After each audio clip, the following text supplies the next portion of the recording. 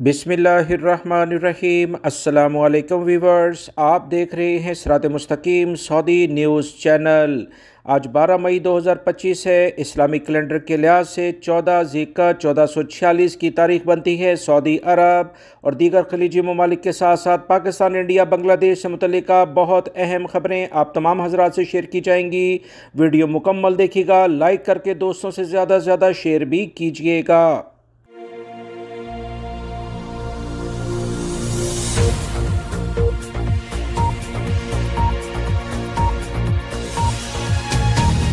Viewers, बहुत सारे Pakistani, Indian और बांग्लादेशी भाइयों की जानिब से ये सवालात मुसलसल पूछे जा रहे हैं कि इंडिया और पाकिस्तान के दरमियान जो कशीदा सूरत हाल पैदा हुई थी, अगर आप यूँ कहें कि अभी भी किसी हद तक जारी है, इस लिहाज से इंटरनेशनल ऑपरेशन फ़्लाइट से मुतल्लिका वो बहुत ज़्यादा मुतासिर हुआ है। जंग बंदी के बाद अभी तक फ़्लाइट जुज़वी तौर पर या मुकम्मल तौर पर बहुत सारी मनसूख हो रही हैं और डिले हो रही हैं। मुसाफिरों को मुसलसल एयरपोर्ट्स पर मुश्किलात का सामना हो रहा है।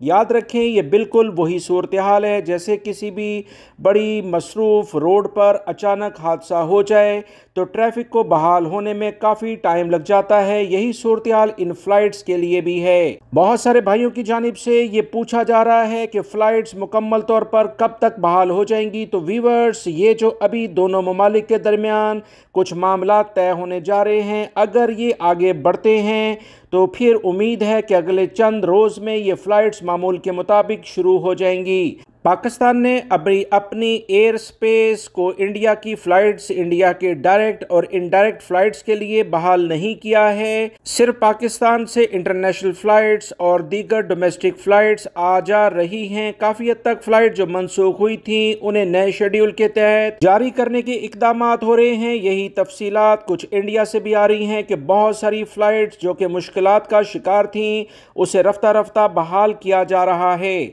बहुत सारे ओवरसीज़ पाकिस्तानी, इंडियन और बांग्लादेशी भाइयों ने ये सवालात किए कि दौरान जंग अगर बैंक अकाउंट्स का मामला हो जाए, जो रकम हम भेजते हैं वो रस्ते में अटक जाए, तो इस बारे में क्या तफसीलात होंगी।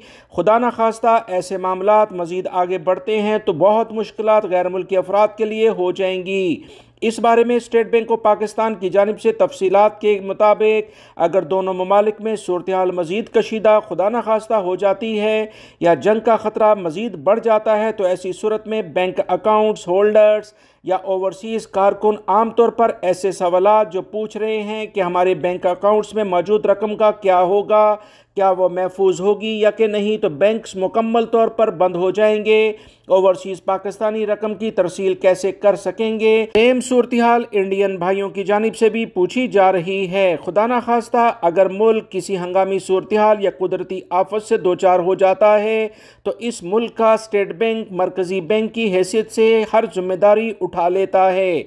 याद रखें, तमाम रकूम जो जाती हैं पाकिस्तान, इंडिया या बांग्लादेश में, वहाँ के मरकज़ी बैंक तमाम रकम के महफूज रखने का जिम्मेदार होता है। तमाम बैंक जो किसी भी मुल्क में होते हैं वहाँ का मरकज़ी बैंक, जैसे पाकिस्तान में स्टेट बैंक ऑफ पाकिस्तान और इस तरह से इंडिया में state bank of India, Bangladesh में भी इसी तरह से, वो तमाम बैंकों का डाटा अपने पास रखते हैं। किसके अकाउंट में कितनी रकम है ये तमाम मालूमात उनके पास दर्ज होती हैं। याद रखें, खुदा न खास्ता अगर सूरत हाल बिगड़ जाती है तो मरकज़ी बैंक यानी स्टेट बैंक कैश सप्लाई बहाल करने की हर मुमकिन कोशिश जारी रखता है। मरकज़ी बैंक हर मुमकिन कोशिश करता है कि एटीएम और इलेक्ट्रॉनिक तरीक़ाकार को जारी रखा जाए। मोबाइल बैंकिंग और इस तरह से दीगर ट्रांजैक्शन को बहाल रखने के बारे में मुतल्लिका बैंक इक़दामात करता है। खुदा न खास्ता अगर मज़ीद सूरत हाल बिगड़ जाती है तो कशीदगी के साथ साथ मरकज़ी बैंक को आर्जी पाबंदियाँ लगाने का मुकम्मल हक हासिल होता है।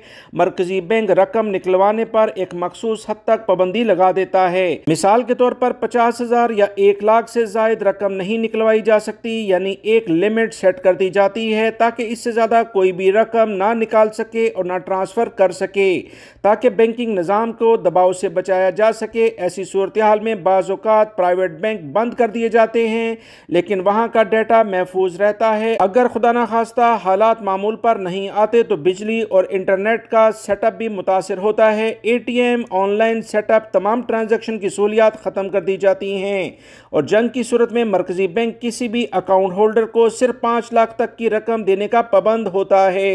डिपॉजिट प्रोटेक्शन सिर्फ मरकजी बैंक के जरिए मुमकिन होती है और बगैर किसी दरख्वास्त के रकम ली जा सकती है। इसके बरक्स बैंकों के लॉकर्स जो कि तमाम बैंकों में अवाम इस्तेमाल करते हैं, इनमें मौजूद बॉन्ड्स, जेवरात या कीमती डॉक्यूमेंट्स किसी हद तक रिस्की हो जाते हैं। बैंक अकाउंट होल्डर ऐसी अशिया की वापसी के वक्त मुश्किलात का शिकार हो सकते हैं क्योंकि मरकजी बैंक इन अशिया का कोई जिम्मेदारी नहीं लेता है। याद रहे, पाकिस्तान और इंडिया की स्टॉक इस कशीदा सूरत हाल में इंतहाई मंदी का शिकार रही। अब आहिस्ता आहिस्ता ये बहाली की जानिब जा रही हैं।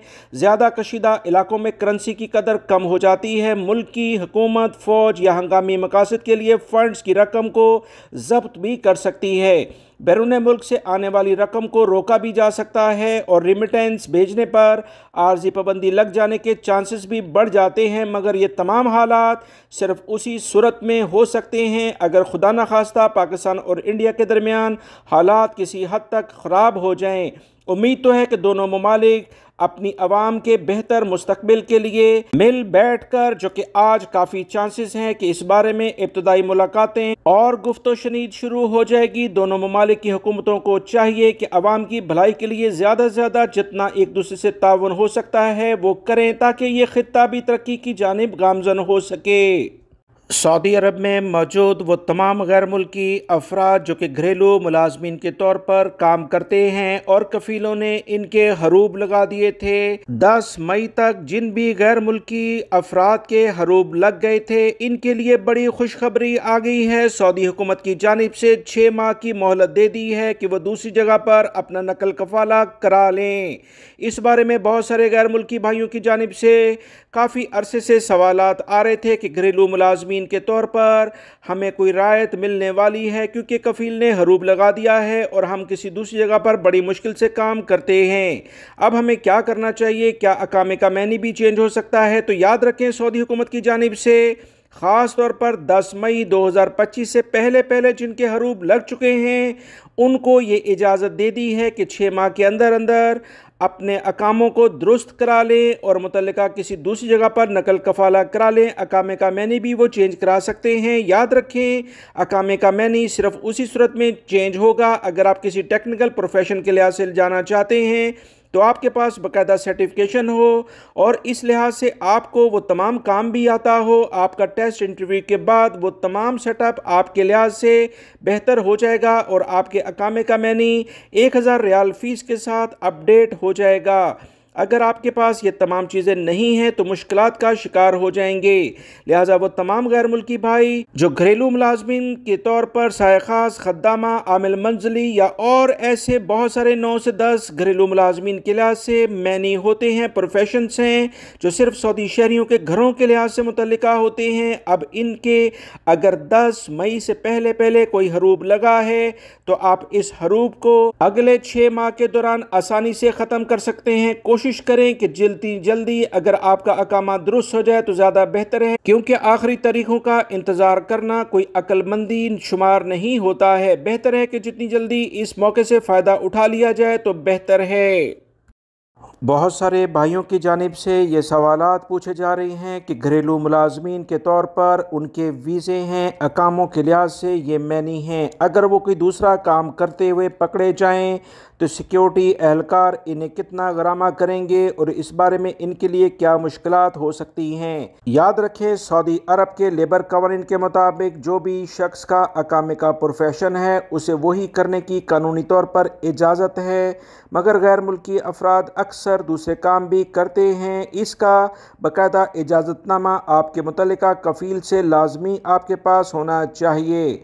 अगर इस बारे में आपको कोई सिक्योरिटी एहलकार रोकता है या कोई भी इदारा चेक करता है तो यकीनी तौर पर कवानीन के मुताबिक आपके ख़िलाफ़ कार्रवाई हो सकती है। लिहाजा एहतियात बेहतर है, किसी भी तौर पर कवानीन के ख़िलाफ़ वर्जी ना करें। अकामा प्रोफेशन के लिहाज से काम किया जाए, मुतल्लिका कंपनी या कफ़ील के पास काम किया जाए तो सऊदी अरब के कवानीन के लिहाज से ये बेहतरीन इक़दाम है।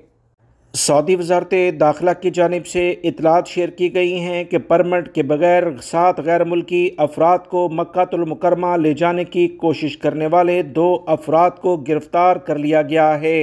मुकर्ररा सज़ाओं के निफाज के लिए केस मुतल्लिका कमेटी के पास भेज दिया गया है। सिक्योरिटी इदारों ने कहा कि सऊदी अरब में हज कवानीन की खिलाफ वर्जी करने वालों के खिलाफ सख्त क्रैकडाउन शुरू किया गया है। हज सिक्योरिटी फोर्सेस ने 7 गैर मुल्कियों को बगैर परमिट मक्का ले जाने की कोशिश करने पर मुतल्लिका अफराद को गिरफ्तार किया, जो कि 2 तादाद में हैं। सिक्योरिटी इदारों का मजीद कहना था कि हज परमिट की शर्त लाजमी है। जो भी परमिट के बगैर मक्कातुल मुकरमा या मुशार मुक़द्दसा, जिसमें मिना, मुज़दलिफ़ा और इरफाज शामिल हैं, इनमें दाखिल होगा, वहाँ क़याम करने की कोशिश करेगा, वो कवानीन की खिलाफ वर्जी में शुमार होगा, जिस पर फ़ी फ़र्द 20,000 रियाल जुर्माना आयद है।